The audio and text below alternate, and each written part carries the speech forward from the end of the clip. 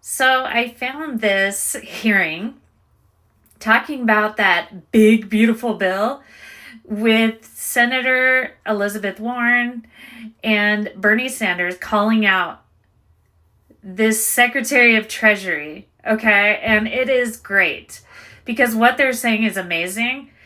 And he keeps repeating the false claim that I think he said 1.2 million undocumented people are on welfare. This is a lie. I know this is a lie. My best friend is married to someone undocumented. She had to go on Medicaid and he was not qualified. He could not get on it. She put his name just because they were married, but they said no, he doesn't have papers. He is not eligible for Medicaid. So I know this 100% is false from lived experience and people I know.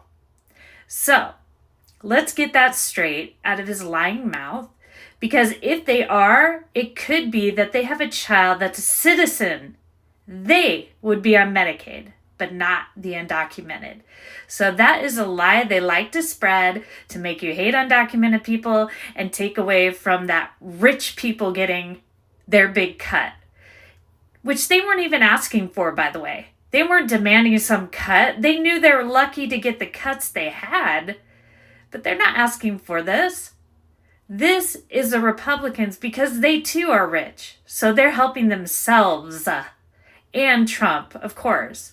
He's making millions off his supporters right now. So check out these clips and let me know what you think, because they're absolutely right.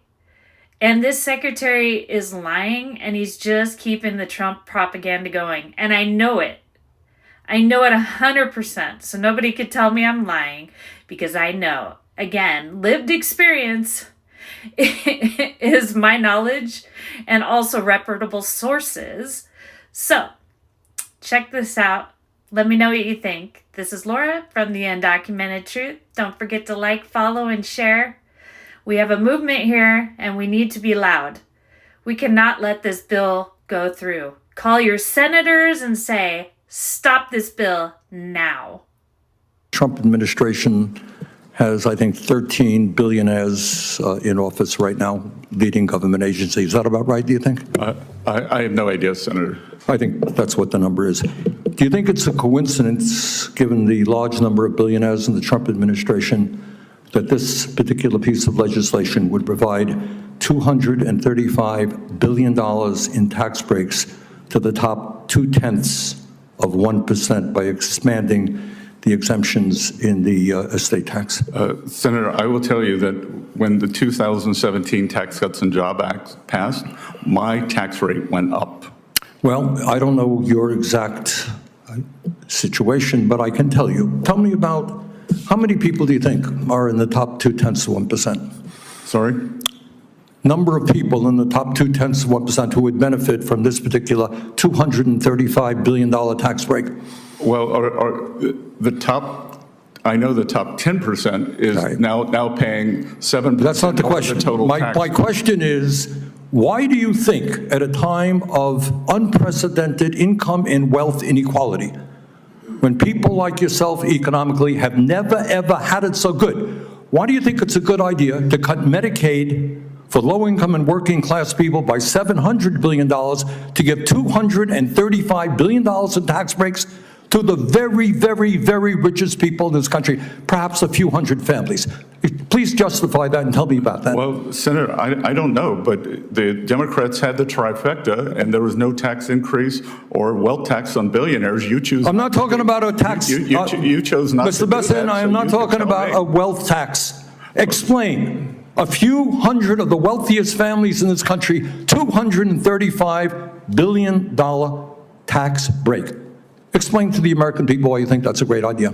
I think that this will increase small businesses substantially. That most small businesses, they are... Has zero to do, come on, you're smarter than that.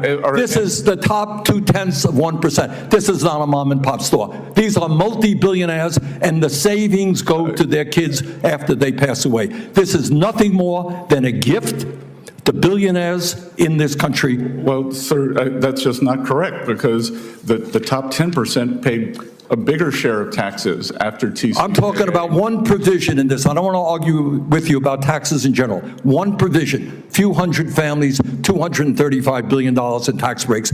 You can't justify that because morally it is totally unjustifiable. Let me ask you another question. If you guys want to cut $1 trillion in Medicaid and the Affordable Care Act, the estimate from CBO, I believe, is that over 15 million people lose their health insurance. Yale University and the University of Pennsylvania estimated that when you throw that many low-income and working-class people off of health care, some 50,000 people a year will die. Tell me why you think it's a good idea to give tax breaks to billionaires and allow 50,000 low-income and working-class people to die unnecessarily?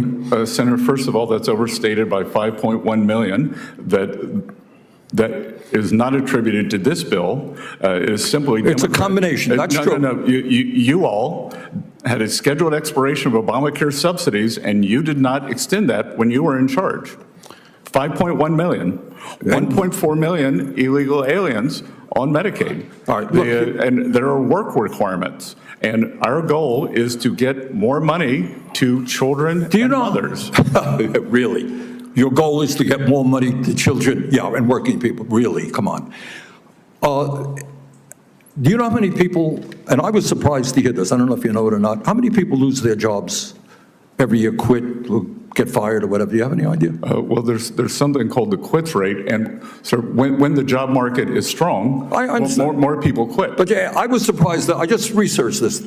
I don't know. Do you happen to know? I don't know the number. I was surprised. Would it be shocking to you? It was to me. 20 million people leave their jobs a year. Doesn't shock you, right? It's a big labor force, right? Yep. So somebody leaves the job, maybe they move, maybe something happens in their lives, right? We have a lot of transition in the labor market, correct? Maybe they get a better job. Right, exactly. Maybe they do. Or maybe they have to stay home, their wife gets sick, whatever, we don't know. But 20 million people lose their jobs in a given year, leave their jobs in a given year. Are those people lazy? What happens when I leave my job and maybe I have to move to another state to take care of my ill mother, and I desperately need Medicaid? Am I too lazy now to be able to get Medicaid? I think that's a mischaracterization of the work requirement. Really? Well, I'm not quite so sure it is. I want to ask about the Republican big, beautiful bill, which will knock about 16 million people off their health care coverage and cut programs that keep groceries cheaper for millions of families in order to try to pay for about $4 trillion in tax giveaways that are mostly going to be sucked up by millionaires, billionaires, and wealthy corporations. So, Mr. Bessent, Secretary Bessent, I'd like to start with a very simple question. Will this bill increase or decrease the deficit? They're varying scoring on that, Senator Warren. You're the Secretary of the Treasury, so I'm asking you. What is your view? Will this bill increase or decrease the deficit? It is my view that over the 10-year window, it will decrease. You know, do you have anybody who agrees with you on this? Yes, ma'am. Let me ask my question. Okay. Every credible independent expert agrees that Trump and the Republicans' big, beautiful bill would add trillions of dollars to the national debt and would not even come close to paying for itself. The nonpartisan Congressional Budget Office, the Penn-Wharton budget model, and the Yale Budget Lab all agree on this, and they're looking at 10-year windows, thank you. So do the Conservative Tax Foundation and Committee for a Responsible Federal Budget, conservative groups. Even Elon Musk and the Wall Street Journal are criticizing the bill for ballooning the national debt. The only people who are saying publicly that it's not going to add to the national debt are you, Donald Trump, the Republicans in Congress. Do you have an independent group that has put forward numbers that disagrees with all of these conservative groups and disagrees with the Wall Street Journal on this? Well, Senator, interesting to see you aligned with Elon Musk, but if I add. You're no more shocked than I am.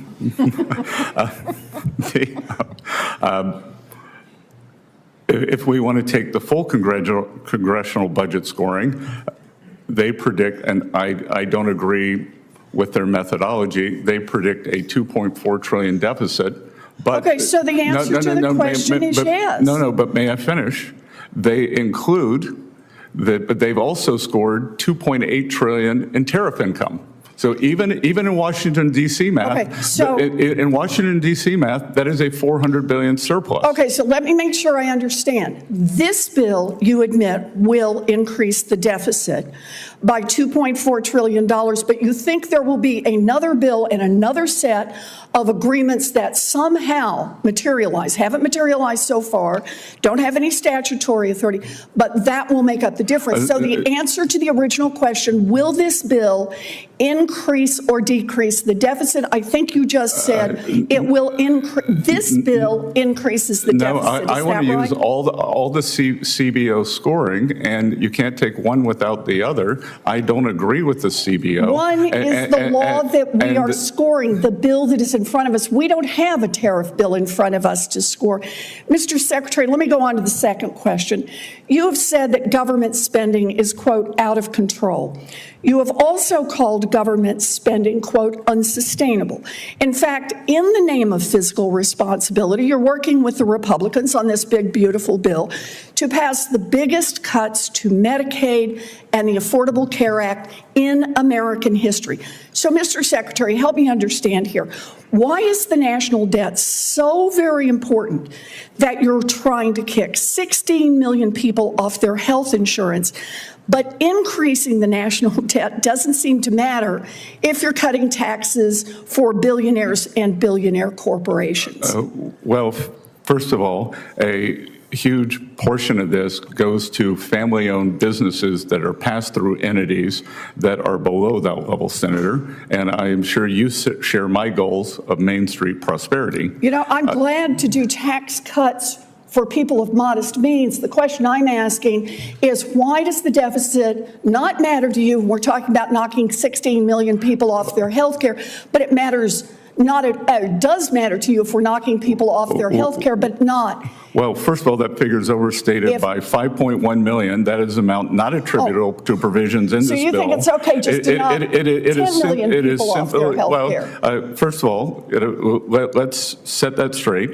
Work requirements account for 8 million of CBO's claim number. Again, we're creating an economy that promotes and rewards. It's clear, Secretary Bessent, that you don't want to answer the question. No, Senator, I am answering it. No, you're not. And what I want is for Medicaid to be used for mothers and children as it was meant, not for 1.4 million illegal aliens, not for able-bodied people. Medicaid is not used for people who are not documented. Mr. Chairman, I just want to say here, the part that troubles me the most is that the Secretary is deeply worried about the deficit and is willing to knock 16 million, or as he says, merely 11 million people off their health care. Matters so much, but it doesn't matter so much if you're cutting taxes for billionaires. Then it's okay to run up a big deficit. I think that's